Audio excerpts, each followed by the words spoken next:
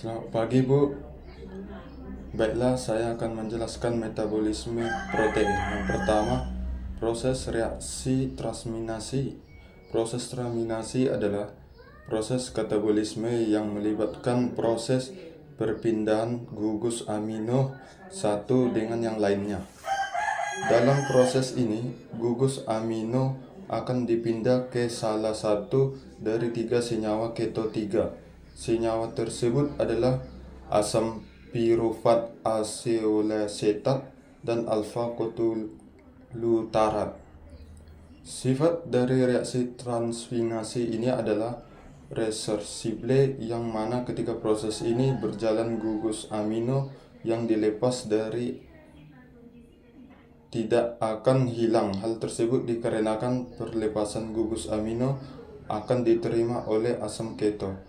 Dapat disimpulkan bahwa hasil dari reaksi transminasi adalah asam deuteromat, di mana reaksi ini bisa terjadi dalam cairan sitoplasma ataupun mitokondria pada makhluk hidup.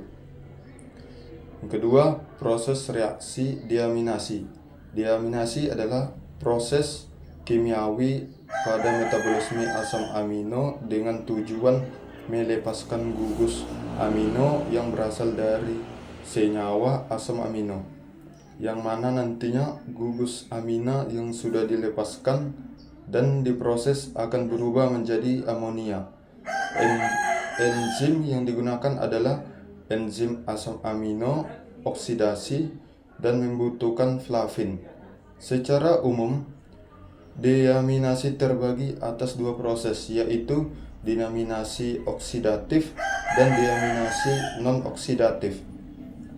Yang ketiga, reaksi deaminasi oksidatif. Deaminasi oksidatif adalah proses metabolisme yang terjadi dalam lingkungan aerobik yang menghasilkan asam okso. Biasanya, oksidatif ini terjadi pada saat malam hari ketika makhluk hidup sedang tidur dan tempat terjadinya terdapat di hati, meskipun proses deaminasi asam glutamat terjadi di ginjal. Pada proses oksidatif, asam glutamat yang adalah hasil air reaksi transminasi akan dikonversi dalam bentuk asam keto yang akan mengalami pergantian gugus amina. Gugus amina ini berubah menjadi keton. Keempat, reaksi deaminasi non-oksidatif terjadi pada asam amino tertentu seperti serin dan trionin.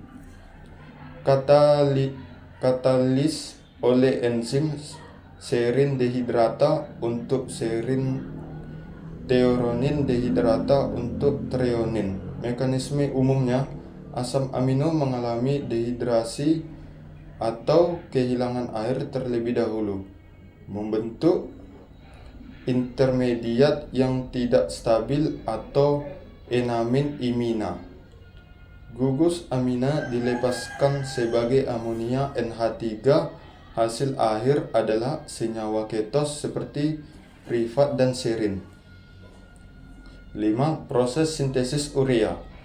Pembentukan sintrulin dalam mitokondria dengan enzim transkarboliase ornitin. Kerusakan enzim ini menimbulkan penyakit hiperfornia kongenital tipe 2 dengan gejala seperti di atas, dan ditemukan metabolit primidit dalam urin. Pembentukan arginat bantuan enzim endoino. Suplementasi kerusakan enzim menimbulkan arduit ansidemia. Yang keenam, sintesis asam amino. Asam amino hasil pencernaan makanan tidak terdapat dalam perbandingan seperti yang diperlakukan oleh tubuh. Oleh karena itu perlu disintesis dalam tubuh, terutama asam amino esensial. Asam amino esensial adalah asam amino tidak dapat disintesis dalam jumlah yang cukup.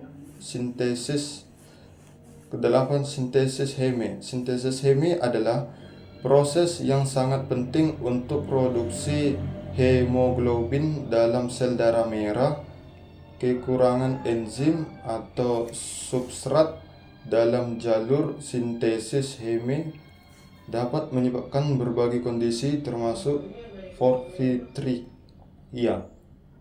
Proses ini juga penting untuk enzim yang lain yang mengandung heme seperti sitokrom dan proksidase.